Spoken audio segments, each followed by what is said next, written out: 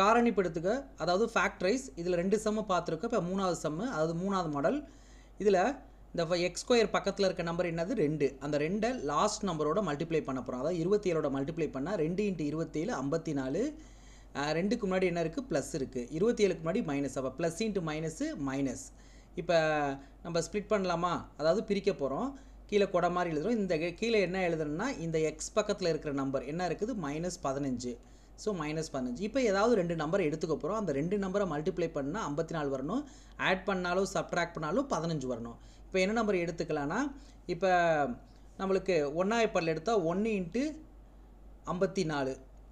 ஆனால் இதைப்பா ரெண்டையுமே ஆட் பண்ணி பாருங்கள், 55 வருது. இல்லைனா மைனஸ் பண்ணி பார்த்தா 53. ரெண்டுமே இல்லை, நம்மளுக்கு 15 தான் வரணும். அப்போ 2வது படம் எடுத்துக்கலாம். 2 × 27. இது ரெண்டையுமே கூட்டி பாருங்கள். 27 + 2 29. 27 - 2 25. ரெண்டுமே இல்லை, நம்மளுக்கு -15 தான் வரணும். அப்போ அடுத்த 3வது படம் எடுத்தோன்னா 3 × 18. ஸோ 18ல் 3 போச்சுன்னா 15, கூட்டினா 21. அப்போ 15 வருதுங்களா. அப்போ இந்த நம்பரை நம்ம யூஸ் பண்ணி பார்க்கலாம். 3 × 18. 3 × 18 54. இப்போ மேலே மட்டும் மைனஸ் இருந்தால் சின்ன நம்பருக்கு போடணும். கீழே மட்டும் மைனஸ் இருந்தால் 2க்குமே போடணும். 2லேயுமே மைனஸ் இருந்தால் பெரிய நம்பருக்கு மைனஸ் போடணும். இப்போ போட்டோமா மைனஸு. இப்போ செக் பண்ணி பாருங்கள். 3 × 18 54 ப்ளஸ் இது plus, plus into minus minus. இப்போ இது ரெண்டுமே என்னது, வேறு வேறு குறி. அப்போ சப்ட்ராக்ட் பண்ணலாமா. 18ல் 3 போச்சுன்னா 15, பெரிய நம்பர் குறி மைனஸ். அப்போ கரெக்டாக வருது.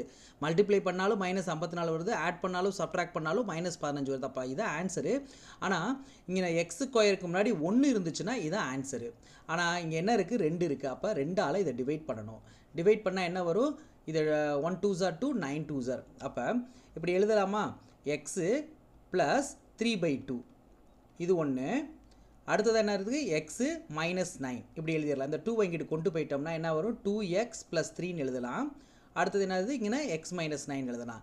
இதே எக்ஸோட வேல்யூவை கேட்க சொன்னால் அப்படி டேரெக்டாக என்ன செஞ்சிடலாம், x = இங்கே என்ன இருக்குது 3/2ன்னு இருக்கா, +3/2ன்னு இருக்கா. அப்போ அது அப்படியே -3/2ன்னு எழுதிக்கணும். அடுத்து என்ன இருக்குது, இங்கே -9 இருக்கா, +9 எழுதிக்கணும். அவ்வளோதான் ஆன்சர், முடிஞ்சிருச்சு. தேங்க்யூ.